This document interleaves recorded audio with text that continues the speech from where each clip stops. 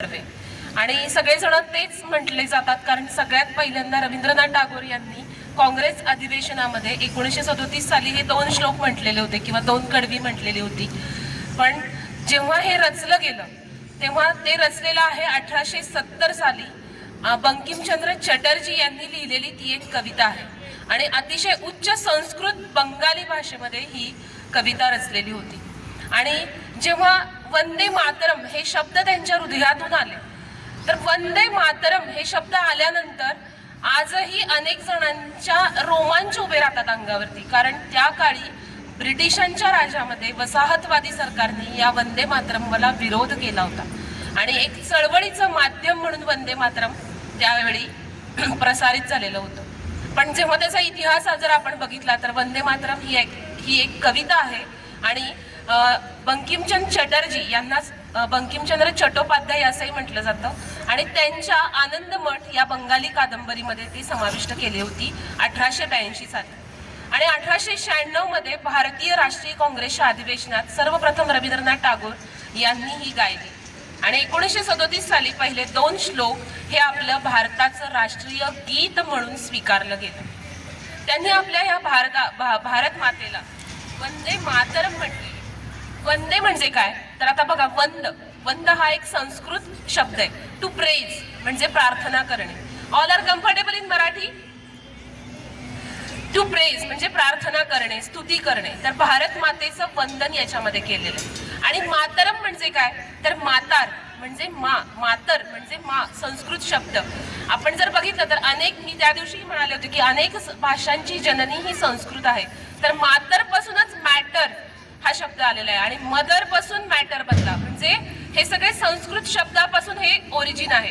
आणि म्हणून मग वंदे मातरम, तर हे माता आपण जर बघितलं तर सगळ्यात सर्वश्रेष्ठ स्थान या जगामध्ये कुणाचं असेल तर आईचं आहे, मातेचं आहे. सारखा म्हणजे आईसारखा त्याग कोणीच करू शकत नाही. म्हणजे अगदी मूल जन्माला येण्यापासून गर्भामध्ये राहिल्यानंतर तिची जी त्यागाची क्रिया चालू होते ते अगदी तिच्या शेवटच्या श्वासापर्यंत. तुम्हाला जर ते माकडाची गोष्ट माहित असेल की मगर आणि माकड जेव्हा ते काळीच काढून देतं आपल्या हातात हृदयाचं, म्हणजे हृदय सुद्धा आई ओतून देते, इतकी सर्वश्रेष्ठ आहे. सगळ्यांना ती स्टोरी माहित असेल, मला वाटतं इंग्लिशमध्ये बऱ्याच वेळा तुम्ही ती स्टोरी ऐकली असेल की काळीच म्हणजे आपलं हृदय सुद्धा आई काढून देते. जगामध्ये सगळ्यात श्रेष्ठ स्थान आईच आहे आणि अशी ही माता, म्हणून वंदे मातरम असं म्हटलं गेलं. आणि मग हे जे वंदे मातरम, ह्या वंदे मातरम मध्ये आपण बघतोय की पुढचं कडवं आहे, सुजलाम सुफलाम मलयज शीतलाम.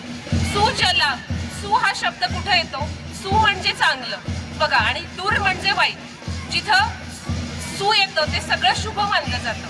जसं स्वागतम म्हणतो आणि स्वागतमच्या पुढे सु आलं की आपण म्हणतो सुस्वागतम, म्हणजे चांगल्या पद्धतीने केलेलं स्वागत.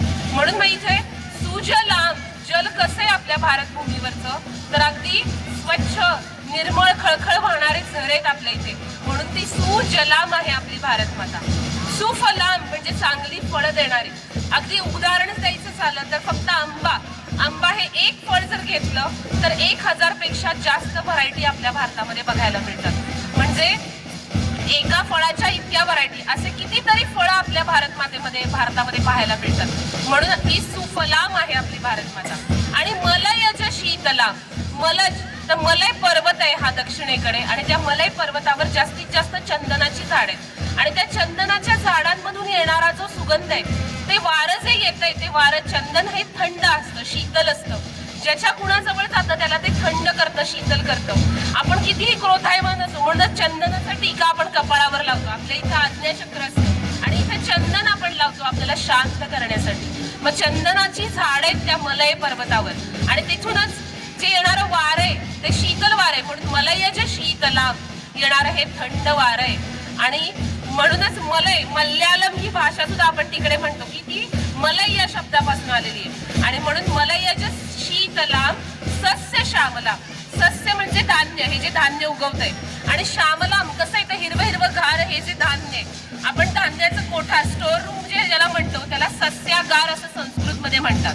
जसं शस्त्रागार असतं जिथं शस्त्र ठेवली जातात, तसं सस्यागार असतं. सस्यागार म्हणजे जिथं धान्य ठेवलं जातं. तर सस्य श्यामलाम म्हणजे ही एव्हरग्रीन. आपण जर आपली ही धरती बघितली तर